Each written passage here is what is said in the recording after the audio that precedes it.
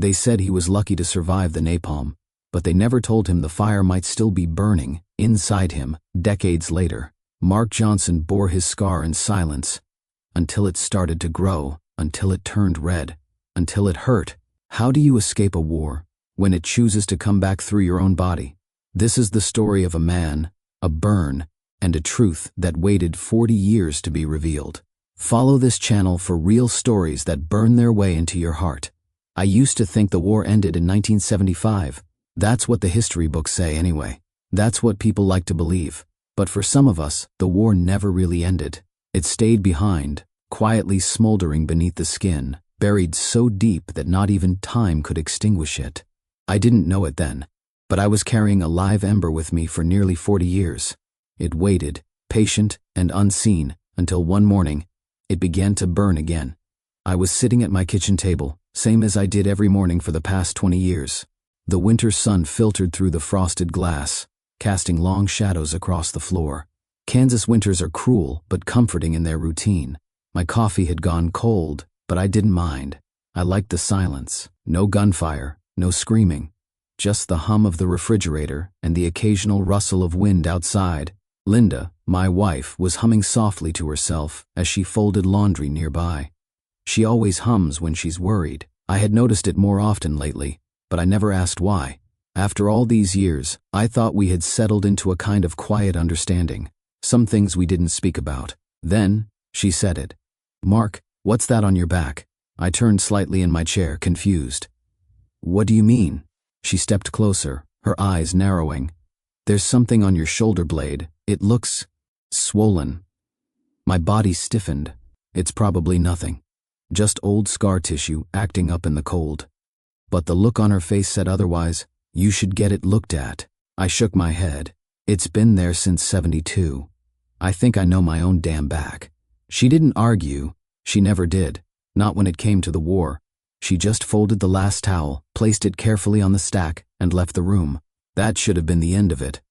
But the next morning, as I got out of the shower and caught a glimpse of my reflection in the mirror, I saw what she was talking about. It was on the left side of my back, where the worst of the burn had been all those years ago. The skin had always been thick there, a waxy stretch of scar tissue that looked more like melted plastic than flesh. But now something was different. A dark purple mound had risen just beneath the surface, like a fist trying to punch its way out. It looked angry, inflamed, and it throbbed. I touched it, and a dull ache shot down my side. Maybe it was just an infection. Maybe the cold had irritated it. Maybe I slept wrong. Or maybe not. I wrapped a towel around my waist and stared at myself in the mirror. 68 years old. My beard had gone to salt. My shoulders drooped. But the eyes were the same. I remembered staring into that same mirror decades ago, fresh back from Vietnam, my body a patchwork of burns and scars. "You're lucky," they told me. But it didn't feel like luck. It felt like I left a part of myself over there. Or maybe it was something that came back with me. Later that night, I sat at the edge of my bed, the lights off, my fingers absent-mindedly tracing the bump on my back. Linda was already asleep. I could hear her soft breathing, steady and safe. I looked over at her silhouette and felt something I hadn't felt in years, fear. It crept in quietly, without fanfare, the kind of fear I hadn't felt since the jungle, since the fire. I didn't want to go back there, not again, not after all these years, but part of me knew I never really left. Most people in town knew me simply as Mark, the quiet guy with the limp and the gruff voice who showed up at the grocery store on Tuesdays and always wore long sleeves, even in the summer. I was part of the wallpaper of this place, like the rusting tractors or the crooked power poles lining the gravel roads. Predictable, harmless, the kind of man you nod to but don't ask questions of. That suited me just fine. I'd lived in Wellington, Kansas for most of my life. After the war, I came back here because it was flat, quiet, and nobody asked me to explain anything. The town itself hadn't changed much since the '70s. People still gathered at the diner on Main Street for coffee at dawn. Kids still snuck out to the lake on weekends, and most of the men my age still talked more about football than feelings. That's why I loved it, and why I stayed. But if there was one person who truly knew me, knew the man underneath all the quiet, it was Linda. She was the kind of woman who could silence a room without raising her voice, strong, with eyes that seemed to read your thoughts before you spoke them. We'd been married for over 40 years. I met her just 2 months after I came back from Vietnam. She was working the night shift at the pharmacy, back when they still had soda fountains and jukeboxes in the corner. I was standing in line, arms bandaged under my coat, just trying to pick up some antibiotics. I hadn't slept in 2 nights. I could barely hold the pen to sign the prescription. She looked up from the register and said, "Rough day?" I didn't answer, just gave her a look. But she smiled anyway. That kind of smile that isn't forced, it's just there. Like she knew I needed it. We started seeing each other after that, slowly, cautiously. I didn't talk much about the war. She didn't ask, but she listened, really listened. On the rare occasions I did say something. And when the nightmares came, she never asked me to explain them. She'd just hold my hand until I fell asleep again. We married in the spring of '77. It was a small ceremony, just a few friends, her parents, and my commanding officer, who drove all the way from Colorado to stand by my side. We didn't have much, but it didn't matter. Linda made every place feel like home. Together we built a life that was quiet and real. I took a job at a hardware store. She worked as a librarian. We lived in a modest 2-bedroom house on the edge of town, planted roses in the front yard and tomatoes in the back. She liked to hum old country songs while cooking. I liked to fix things in the garage. We had 1 child, Ellie. Our daughter was born in 1982, just after the first major snow of that winter. I remember holding her in the hospital room, afraid to breathe too hard, as if she might break. Linda said she looked like me. I wasn't so sure. She had more light in her eyes than I ever remembered having. Ellie grew up to be fierce and brilliant, straight-A student, president of the debate team. She got into med school and left for Chicago when she was 21. I was proud, but part of me felt like she was flying away from something I couldn't protect her from. Or maybe she was flying away from me. She called often, sent birthday cards, Christmas gifts, even made sure we had a new computer and knew how to Zoom during the pandemic. But there was a distance between us that I didn't quite know how to close. I never told her much about the war. I didn't want her to see me as broken. Linda sometimes said, "You should let her in, Mark. She's not a little girl anymore." But I always shrugged it off. She doesn't need to carry my ghosts. Still, I knew Linda was right. She usually was. She had spent decades being the bridge between me and the rest of the world. She was the translator for my silences, the interpreter of my moods. When the nightmares came, she stayed. When the scars reopened, metaphorically or otherwise, she was the one who cleaned the wounds. We didn't have the kind of marriage you see in the movies. No dramatic declarations or candlelit dinners, but we had something stronger, consistency, loyalty, and a quiet kind of love that wrapped around us like an old quilt, worn in some places, patched in others, but still warm.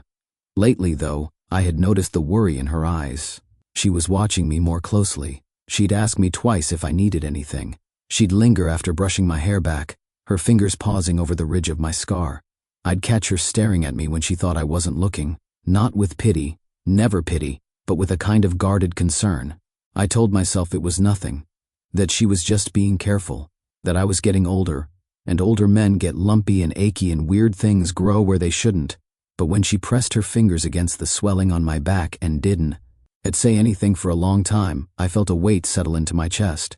Not panic, not yet, just the first whisper of something coming undone. Linda went to bed early that night. She said she had a headache, but I think she just didn't want to argue.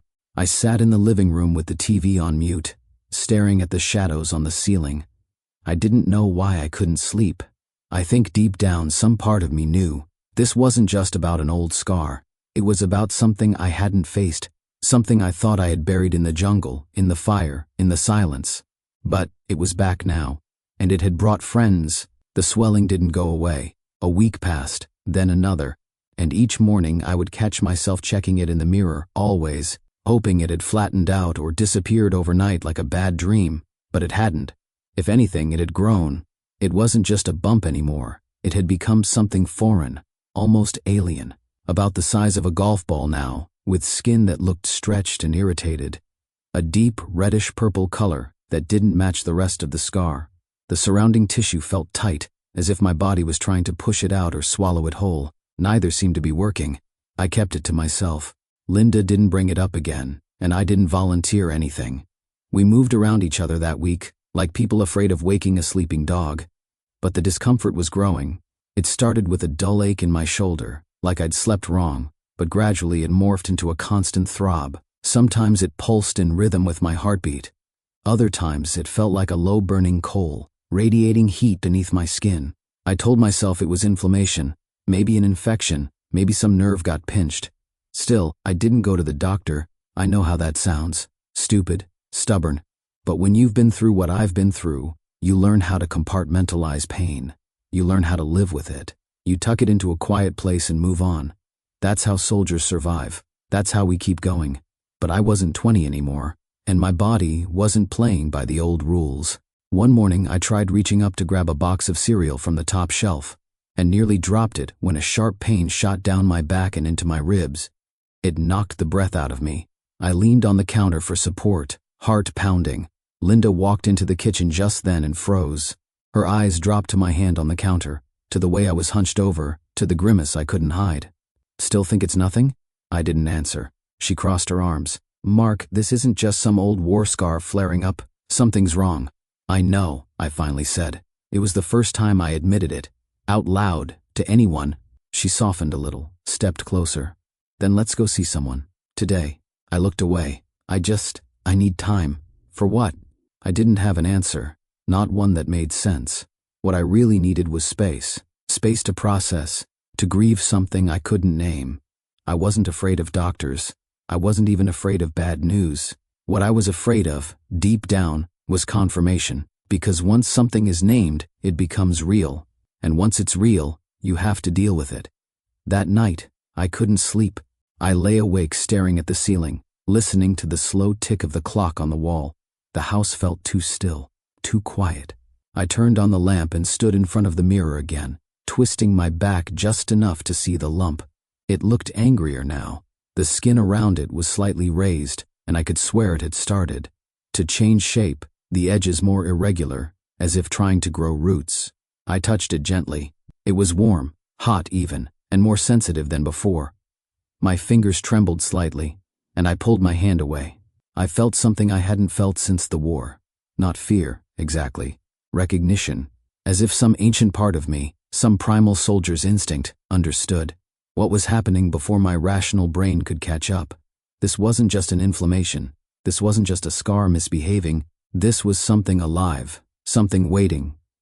The next morning, Linda didn't say anything.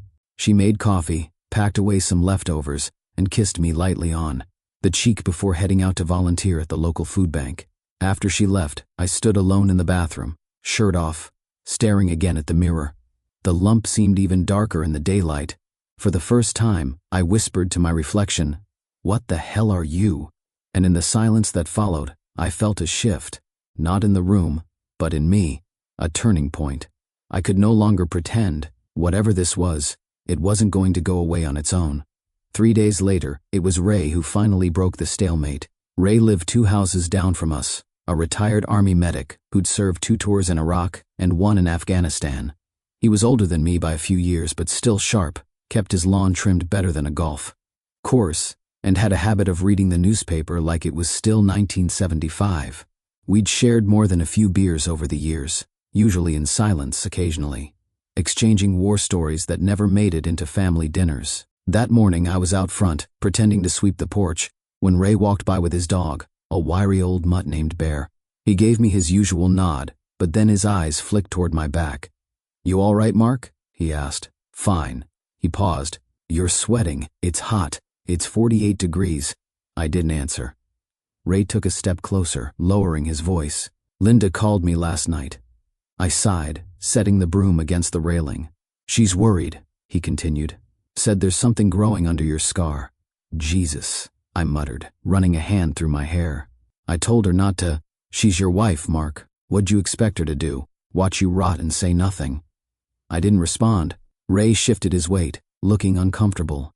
"Listen, I've seen stuff like this before. Guys coming back with burns, shrapnel wounds, all kinds of junk buried in their bodies. We used to think the scars were the end of it. Turns out, sometimes they're just the beginning." I gave him a sharp glance. "What are you saying?" "I'm saying you need to get that looked at. Not next month, not when it starts leaking or spreading. Now, I folded my arms. You don't even know what it is. I don't, he admitted. But I know this. Scars don't grow lumps 30 years later unless something's gone sideways. He looked me dead in the eye. And you know it too. The words hit harder than I expected. Because the truth was, I did know. I'd known for days. But hearing someone else say it, that was different. That made it real. Ray didn't wait for a response. He gave Bear a tug and continued down the street. Later that day, Linda didn't say a word when I told her we should call the clinic.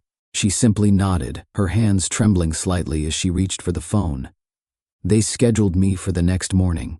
The drive there was quiet. Linda kept both hands on the wheel, eyes fixed straight ahead. I watched the Kansas landscape blur past, the bare trees, the brittle grass, the long stretches of nothing between towns. I'd driven this road 100 times, but that morning it felt foreign, like I was being taken somewhere I might not come back from. The clinic was a small beige building, nestled between a pharmacy and a dry cleaner.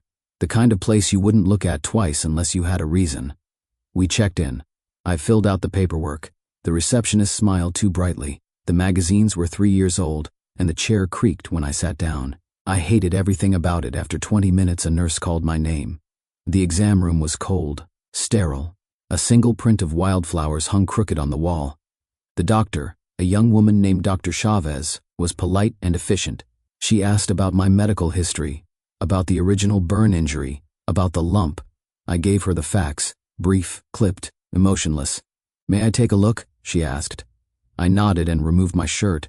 She stepped behind me, gloved hands gently pressing around the swelling. I could hear the change in her breath. The silence. "Has it changed color recently?" she asked. "Darker, redder. Feels warm. Pain.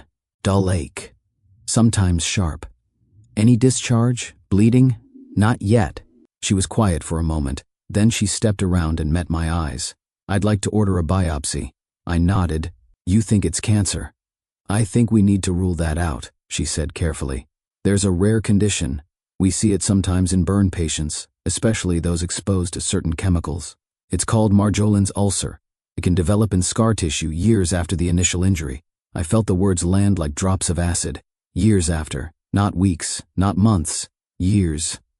Linda reached out and touched my hand. I hadn't realized I was clenching the edge of the exam table. Dr. Chavez continued. "It's rare, but it happens, especially with deep chemical burns. Napalm, white phosphorus, Agent Orange exposure, cases like that." There it was, Vietnam again. Not in memory, not in nightmares, but now in tissue. "Is it treatable?"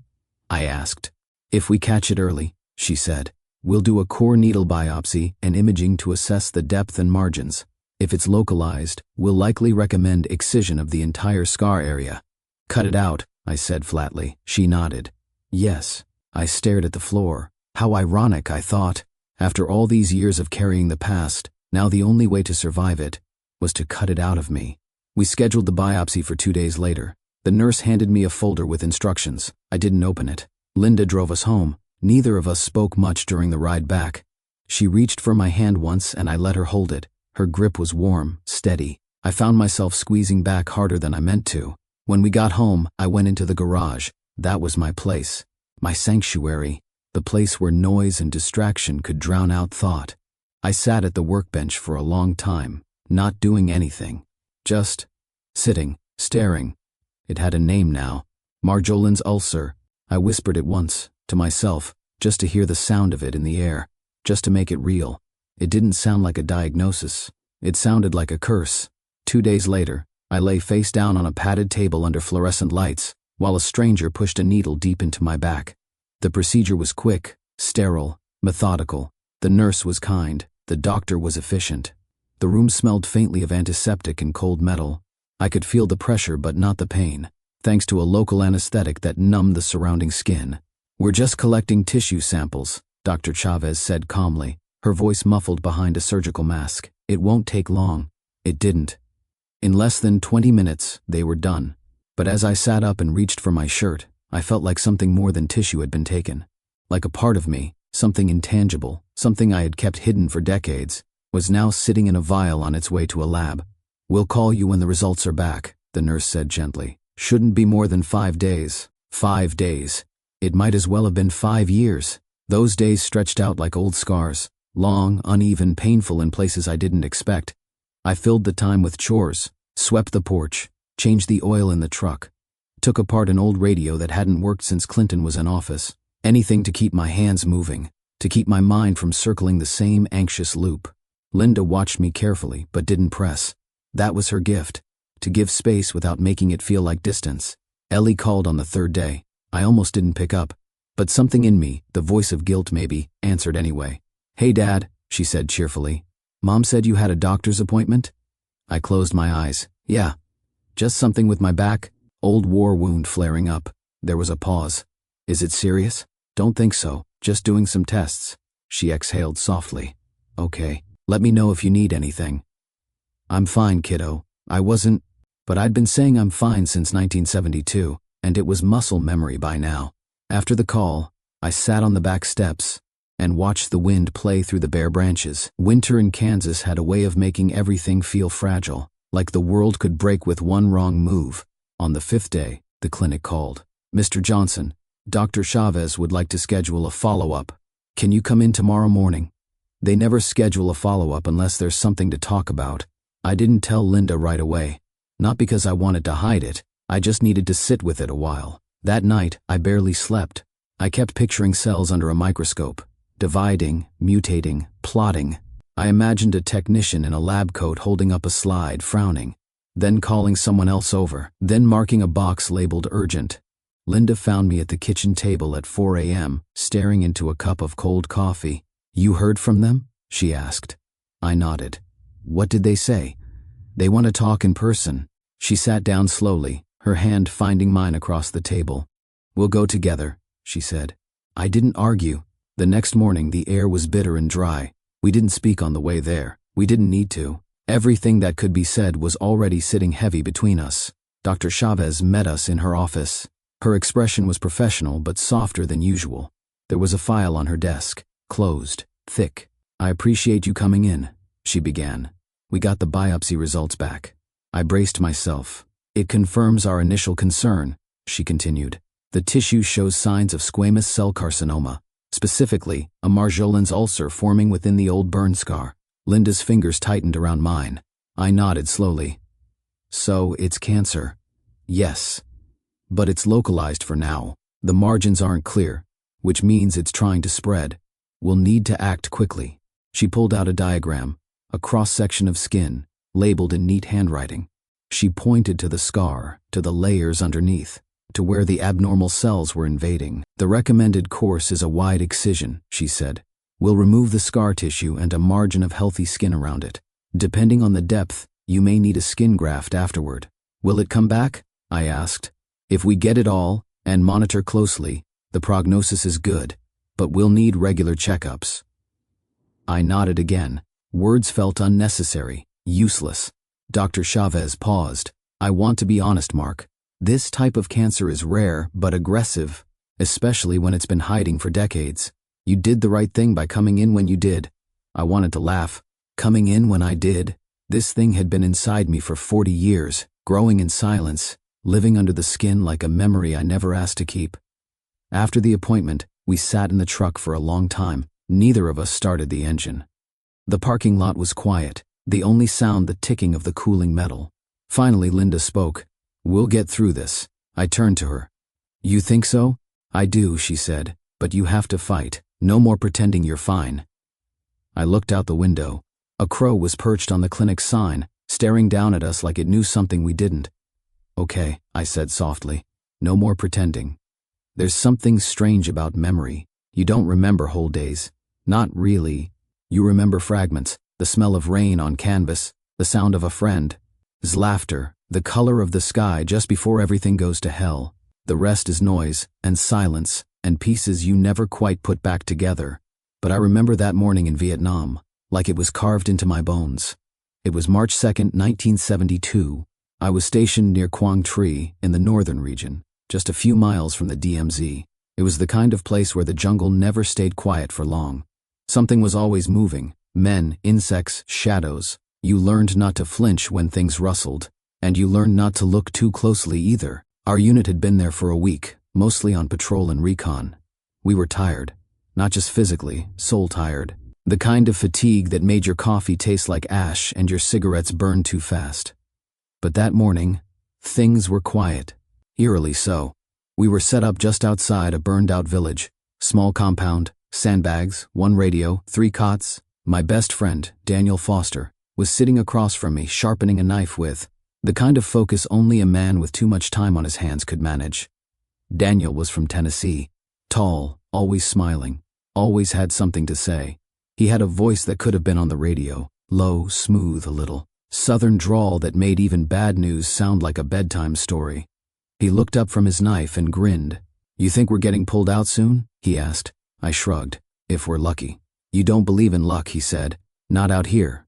He nodded, satisfied. "Good. Then maybe you'll believe in barbecue. When we get home, I'm taking you to the best damn ribs in Memphis." I smiled, despite myself. He leaned back on his cot and lit a cigarette. "You ever think about what you'll do when this is over?" "Every day." "Me too," he said, exhaling smoke. "Every single damn day." We were interrupted by the crackle of the radio. "Sierra 2, this is Echo Command. Do you copy?" I grabbed the receiver. "Copy. Go ahead. Recon Unit Alpha reporting movement near Grid 17 Bravo. Possible VC activity. Be advised. Air support en route. Stay low." "Roger that," I said. I hung up and looked at Daniel. "Heads up, they're sending jets." He nodded, all traces of humor gone now. We'd heard that before. Air support en route. Most of the time it meant napalm. The jets came in low and loud, splitting the sky like gods descending from Olympus. The sound was impossible to describe, less like thunder, more like the earth screaming. We crouched low, watching the tree line, waiting for the signal. That's when I saw it. A flicker of silver, the glint of a plane wing. Then, the fire. Napalm doesn't explode like in the movies. It blooms, it spreads, it sticks, it coats everything it touches, and then keeps burning. Trees, ground, metal, flesh. There's no outrunning it, no hiding, only surviving, and sometimes not even that. It took us half a second to realize what had happened. The jets were off course. The coordinates were wrong. They were bombing us. The fire came down in ribbons, thick, liquid trails of orange death falling from the sky like the wrath of something ancient and merciless. I didn't have time to think. 1 second I was staring up, trying to process what I was seeing, and the next, Daniel, was grabbing my shoulder, shouting something I never fully heard over the roar. Then everything was heat. Napalm doesn't just burn, it devours. It clings to you like a second skin made of acid and hate. I felt it hit my left side, shoulder to waist, a wave of searing pain so intense it short-circuited thought. My body screamed before I did. I dropped to the ground, rolling, not because I thought it would help, but because instinct told me to move, anything to escape. I could hear Daniel shouting, trying to pull me away, his voice ragged. Then another roar above us, another canister, closer. Time splintered. The blast threw us both. I remember hitting the ground hard, my helmet flying off, my face in the dirt, ears ringing like broken church bells. Everything smelled like burning plastic and death. I tried to move. My left arm wouldn't respond. My back felt like it had been flayed open. My skin, crackled when I shifted. I couldn't tell where I ended, and the fire began. Then I heard it. A voice, Daniel's, screaming my name. I looked up, eyes barely open, and saw him staggering toward me, his leg torn open, blood pouring from a wound near his thigh. "Mark, get up." He was dragging me. I don't know how. I must have weighed 100 pounds more in that moment, dead weight and soaked uniform, part of it still smoldering. But he pulled me anyway, inch by inch, away from the worst of it. We didn't make it far. Another explosion. The shock wave lifted him off the ground. Just him. I remember that part clearly. He was ahead of me. He took the full brunt. When I came to, everything was quieter. The sky had darkened from smoke. Trees snapped like broken matchsticks. The world smelled like scorched earth. I tried calling out, but my throat was raw. I could barely croak. Daniel was lying a few feet away, face down, motionless. I crawled to him. Every inch agony. I remember grabbing his shoulder, trying to roll him over. His eyes were open. He was gone. I didn't cry. There wasn't anything left in me to cry with. I just sat there, surrounded by ash and the remains of our camp, my body ruined, my skin blistering, and felt the slow crawl of something I wouldn't name for decades: guilt. Because I lived, and he didn't. The medevac didn't find me until hours later. I spent 6 weeks in a military burn unit outside Tokyo, then 6 more back in the States. Skin grafts, surgeries, physical therapy. They told me I was lucky. I wanted to punch them. What did they know about luck? When I finally came home, I never told anyone the full story. Not my parents, not my buddies, not even Linda when I met her. All they knew was that I'd been hit during a firefight, a casualty of war, a soldier with a scar, but there was more than one kind of scar. And now, 40 years later, as I sat on my porch in Kansas with the diagnosis echoing in my ears, I realized something I hadn't before. The war had never really left me. It had just changed uniforms. Now it wore a lab report, a diagnosis, a name, Marjolin's ulcer, and this time I didn't know if I'd make it out alive. I didn't leave the house for 3 days. I told Linda I was tired, that I needed rest. She didn't argue, but I could see the worry in her eyes deepen with each passing hour. She kept the house quiet, moving softly, cooking meals I didn't eat, folding laundry I didn't ask for. She gave me space. That was her way of loving me, giving me the room to fall apart in private. But the truth was, I wasn't tired. I was drowning. Some nights, I would sit in the dark and stare at the wall, the diagnosis echoing in my head like a war drum. Marjolin's ulcer, carcinoma, wide excision, margins, skin graft. Words I didn't fully understand, but I understood what they meant. The fire had never left. It had just gone quiet for a while, and now it was back to finish the job. What I didn't expect, what I hadn't prepared for, was the voice that returned with it. Daniel's voice. It came to me in the dark, not as a ghost or hallucination, but as something quieter, a memory that whispered instead of shouted. You ever think about what you'll do when this is over? He had asked me that once. I'd said I thought about it every day, and yet, here I was, decades later, still waiting for it to be over. There's a weight that comes with survival, the guilt of it, the shame. People think it's about trauma, about flashbacks and nightmares and the smell of burning hair, but sometimes the worst part is knowing you made it, that you walked away when others didn't, and now this thing, this cancer, this punishment, was growing inside me like a judgment I'd been waiting for. By the 3rd night, I started thinking about not going through with the surgery. It came to me quietly, like all bad thoughts do. What if I just let it run its course? I was 68. I'd lived a life. Maybe not a remarkable one, but a steady one. Maybe this was how it was supposed to end. The fire came back, and this time I'd go with it. I imagined myself not telling anyone, just letting the tumor grow until it swallowed what it needed. I'd sleep more, talk less, fade gently, no hospitals, no stitches, no more fighting. And maybe, just maybe, that would balance the scales. Maybe it would make up for Daniel, for the fact that he died saving me, and I spent 40 years hiding from it. The thought brought a strange kind of peace, a numbness. I stopped taking my pain pills, stopped looking at the wound in the mirror. I was already preparing for the end, whether I said it aloud or not, until Linda found my notebook. I had forgotten to put it away. She was doing laundry and found it on the armrest of my chair, open, my handwriting, covering the page like a confession. If I let it take me, at least it's fair. Daniel didn't get to grow old. Why should I? That night she didn't yell. She just walked into the living room, holding the notebook, her hands trembling. Is this what you've been thinking? I didn't answer. She sat down slowly, beside me, the book still in her lap. You think dying would even the score? I swallowed hard. Maybe. She stared at me for a long time. You know what I remember most about that night you came back from Tokyo? She said quietly. I looked at her. You could barely walk. Your skin was still wrapped in gauze. But you made it all the way to my porch, holding a bouquet of dying flowers you bought at the bus station. I almost smiled at the memory. You didn't say a word, she continued. You just handed me the flowers and cried. I looked down. I don't remember that. I do, she said. I remember everything. I remember how hard it was for you to talk about the war. I remember how you flinched when fireworks went off. I remember how you used to wake up gasping, drenched in sweat. She reached over and placed a hand on my chest.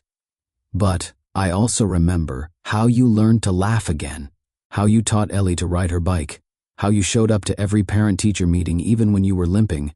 Her voice broke, but she kept going. I remember you fixing the neighbor's roof during a storm. I remember you holding my hand when my sister died. I remember the way you sit on the porch every night and hum that terrible Johnny Cash song like it's a hymn. I closed my eyes, fighting back tears. You think you're doing this for Daniel, she whispered. But if he were here, do you really think he'd want you to throw away what he gave you? I said nothing. She placed the notebook gently on the table between us. I'm not asking you to be fearless. I'm just asking you to be here. Then she got up and left the room. The silence that followed was heavier than any I'd known. And then came the voice again. Not Linda's, not mine, but Daniel's. Clear. Unmistakable. If you made it out, Mark, live like it meant something. The next morning, I called Dr. Chavez and told her I wanted to move forward with the surgery. The morning of the surgery was quiet. Too quiet. Linda didn't speak much during the drive to the hospital. She kept both hands on the wheel, gripping tighter than usual, her lips pressed into a thin, unreadable line. I knew she was scared. I was too. But neither of us said it. Some things between us didn't need saying anymore. They just were. I watched the fields roll by. The faded winter light stretched thin across the sky like worn cloth. I remember thinking how ordinary everything looked. The same fence posts. The same brittle grass. Even as my life was about to be carved open, the hospital was cold, not physically but emotionally. The kind of cold that seeps into your bones. Sterile walls, neutral colors, the distant beep of machines that didn't care who lived or died. They gave me a gown, an ID bracelet, a clipboard full of questions I had no interest in answering. Then they rolled me into pre-op, a room filled with curtains and anxious breathing.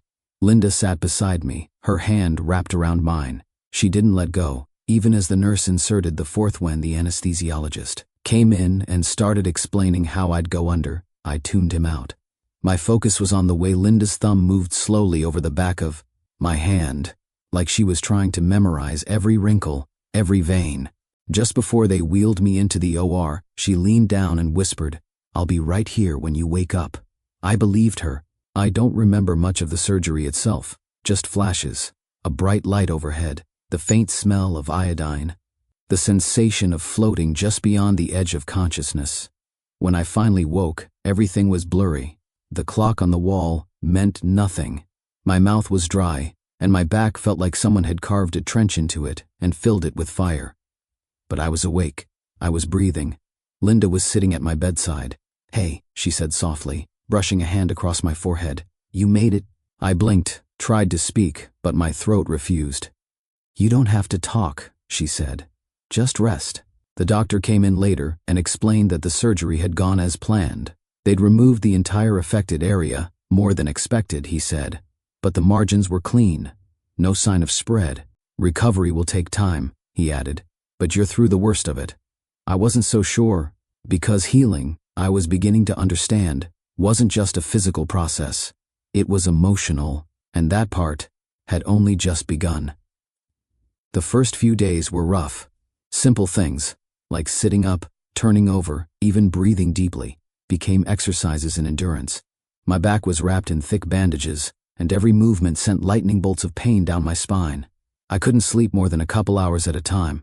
My dreams were cluttered with smoke and noise, images from the jungle reappearing like ghosts that never stopped marching. But Linda was there. Every morning she helped me wash. Every afternoon she changed my dressings.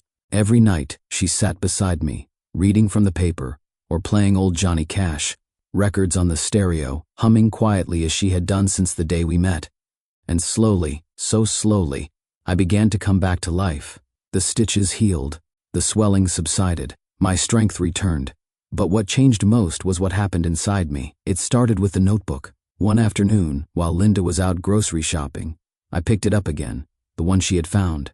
Earlier, the one where I'd written about Daniel and death, and whether I deserved to live.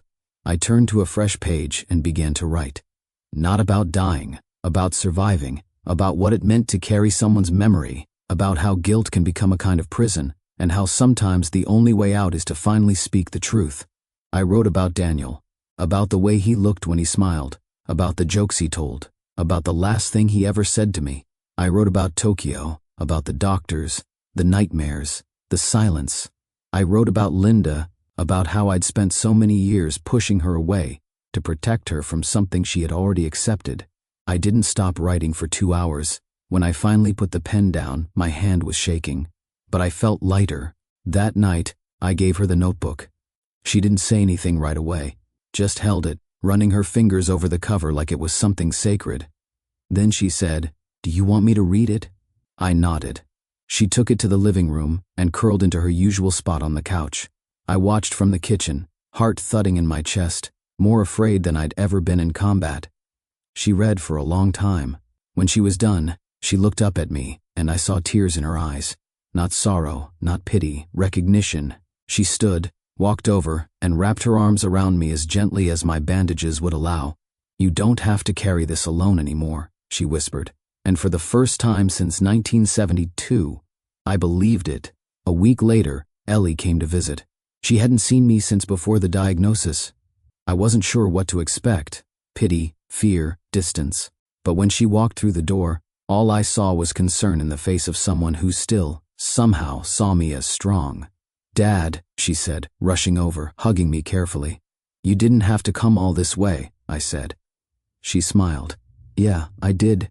We sat together on the porch later that evening, the winter air biting at our sleeves, hot tea in our hands. I told her everything, not just about the surgery, about the war, about Daniel, about the guilt that had haunted me all her life. She listened, silent, tears glistening in her eyes.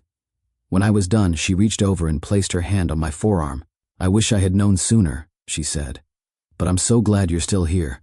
We watched the sun dip below the trees, a long silence settling between us. This time it wasn't heavy. It was sacred. I wasn't healed, not completely. The wound on my back would scar again. My skin would never feel the same. And there were still nights when I woke up sweating, the smell of fire in my nose. But something inside me had shifted. For the first time in my life, I didn't feel like I was running from the war. I was finally facing it. Not as a soldier, not as a victim, but as a man who had made it out the other side and was ready to live like it mattered. Spring came late that year. The Kansas wind, usually sharp and dry, carried the faint scent of thawing earth and wet grass. The trees along our street were beginning to bud, and the sky no longer held the heavy weight of winter. It was subtle but unmistakable. The world was moving forward, and somehow, so was I. I started walking again.